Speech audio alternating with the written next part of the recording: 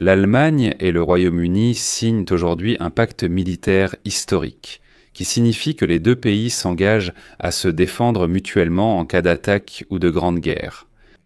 En fait, les plus grands pays européens renforcent leurs liens militaires sur fond d'agression persistante de la Russie et de doute quant à la volonté de l'administration de Donald Trump de s'impliquer dans la sécurité européenne.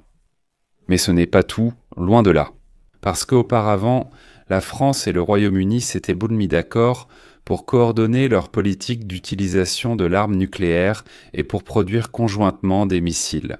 En fait, cela signifie que la France et la Grande-Bretagne sont le seul pays de l'Union européenne, ajoutons aussi la Grande-Bretagne ici, qui possède donc eux des armes nucléaires. Ils sont prêts à créer une sorte de parapluie nucléaire au-dessus de toute l'Europe.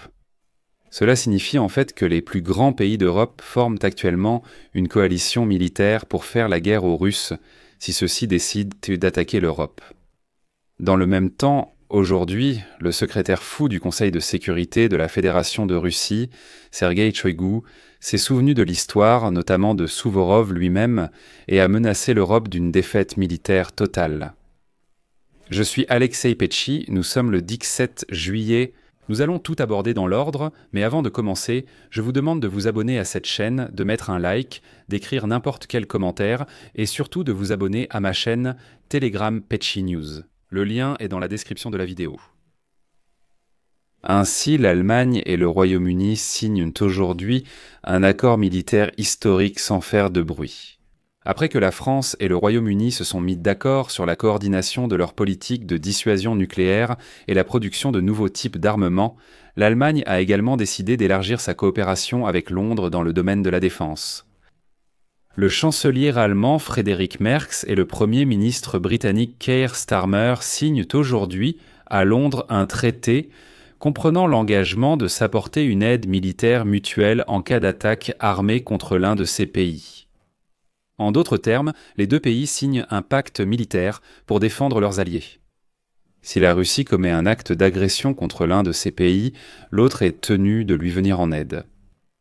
Mais comme l'affirment les autorités à Berlin, l'accord de défense mutuelle est une réaction à la fois aux actions de la Russie et à l'inquiétude croissante des alliés européens concernant l'engagement des États-Unis envers le principe de défense collective de l'OTAN. Ils craignent que Trump soit instable et qu'il puisse finir par dire, si une guerre éclate en Europe,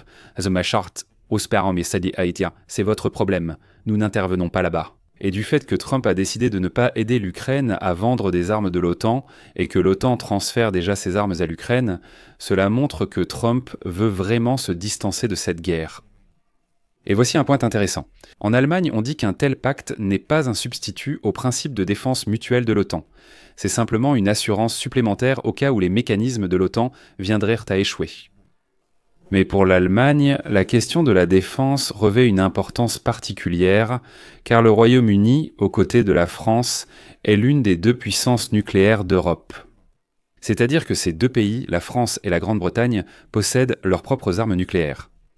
L'Allemagne est actuellement sous le parapluie nucléaire américain, mais il est temps que l'Europe crée son propre parapluie nucléaire. Et c'est une déclaration officielle de Jens Spahn. C'est le chef du plus grand groupe parlementaire au Bundestag allemand, composé du parti de Merz, l'Union chrétienne-démocrate, et de son partenaire permanent, le parti bavarois Union chrétienne sociale. Comme on dit toujours, Christlich-Demokratische Union, Christlich-Soziale Union. Et voilà que Spahn a déclaré que, pour assurer une dissuasion efficace contre la Russie et se protéger des menaces qu'elle représente désormais, l'Europe doit créer son propre parapluie nucléaire au-dessus du continent. Je vais maintenant citer ses propos. L'agression russe est une menace totalement nouvelle. L'Europe doit devenir capable de dissuasion. Actuellement, des bombes nucléaires américaines sont déployées en Allemagne, mais à long terme, cela ne suffira pas. Je sais quel réflexe de défense se réveille immédiatement dans ce cas. Mais oui, nous devrions avoir une discussion sur un parapluie nucléaire européen indépendant, et cela ne fonctionnera que si l'Allemagne prend une position de leader. Si tu ne peux pas assurer la dissuasion nucléaire, tu deviendras un pion dans la politique mondiale. Et il est important de noter que le chancelier allemand Friedrich Merz a également déclaré auparavant que l'Europe devait cesser de compter sur les États-Unis et se préoccuper de sa propre défense. L'Allemagne doit créer l'armée la plus puissante d'Europe, affirme Merz. De plus, dès février, Friedrich Merz évoquait la possibilité de créer un bouclier nucléaire européen. Nous devons discuter avec les Britanniques et les Français, les deux puissances nucléaires européennes, de la possibilité qu'ils partagent avec nous leurs armes nucléaires ou, au moins, qu'ils garantissent notre sécurité grâce à elles. Nous devons parler de la participation allemande ou européenne à l'arsenal nucléaire de la France et du Royaume-Uni, et peut-être aussi de notre propre participation avec d'autres États européens. Cela coûtera beaucoup d'argent, mais celui qui veut être protégé doit financer cette protection. Et voilà que l'on réfléchit déjà de cette manière en Allemagne. Et ensuite une citation de Jens Spahn. « La France ne nous permettra presque certainement pas de toucher à son bouton rouge. » Mais il y a quelques idées, même si certaines d'entre elles peuvent sembler théoriques au départ. Par exemple, la responsabilité pourrait être répartie entre les États membres de l'Union nucléaire de manière aléatoire. Ainsi, même un adversaire potentiel resterait dans l'ignorance. Eh bien, ici, Spahn laisse entendre que, par exemple, le fameux bouton rouge pourrait circuler entre les capitales européennes, et que personne ne saurait entre quelles mains il se trouve aujourd'hui. Évidemment, ce n'est pas le cas dans toutes les capitales. Je pense que, vous savez, il est peu probable que quelqu'un permette d'installer ce bouton en Slovaquie ou en Hongrie. Et donc, selon les sources, l'arme nucléaire n'est pas directement mentionnée dans le nouveau traité entre l'Allemagne et la Grande-Bretagne. Mais Keir Starmer et Friedrich Merz se mettront d'accord sur la livraison, au cours de la prochaine décennie, d'un nouveau système de missiles à longue portée. Cela est mentionné publiquement dans la déclaration et la portée de frappe de ces missiles dépassera 2000 km. Et elle soutiendra le secteur de la défense du Royaume-Uni et de l'Europe grâce à d'importants investissements industriels. Les pays vont également promouvoir l'exportation d'équipements militaires produits conjointement. Il peut s'agir de chasseurs Eurofighter Typhoon, d'avions de transport militaire et de véhicules blindés. Mais ce n'est même pas le plus crucial ici. En fait, il y a une semaine, le Royaume-Uni et la France se sont mis d'accord pour renforcer leur coopération en matière de dissuasion nucléaire et sont prêts à coordonner toute mesure de riposte face à une menace nucléaire pesant sur la sécurité de toute l'Europe. De plus, dans le cadre d'un partenariat qu'ils ont appelé l'entente industrielle, ils vont développer et produire de nouveaux types d'armements, y compris un nouveau modèle de missile qui est actuellement livré à l'Ukraine. Ainsi, deux membres du Conseil de sécurité de l'Organisation des Nations Unies, la France et la Grande-Bretagne, qui possèdent l'arme nucléaire, ont signé une déclaration dans laquelle il est indiqué pour la première fois, je cite, « Meileskeran, les forces de dissuasion respectives des deux pays sont indépendantes, mais peuvent être coordonnées, et il n'existe aucune menace extraordinaire pour l'Europe qui ne provoquerait pas de mesures de riposte de la part des deux pays.